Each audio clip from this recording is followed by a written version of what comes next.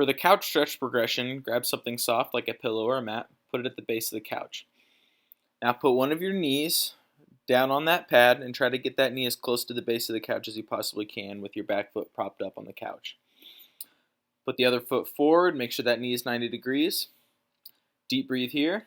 For these progressions, make sure the arms are overhead. For the first progression, lean forward and backward. For the second progression, you'll side bend to the left and side bend to the right.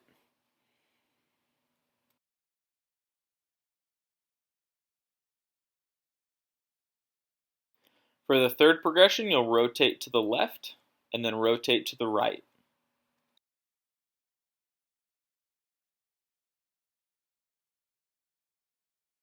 And the last progression will be the overhead reach. So if the right knee is down, reach over with your right hand to the left and lean back.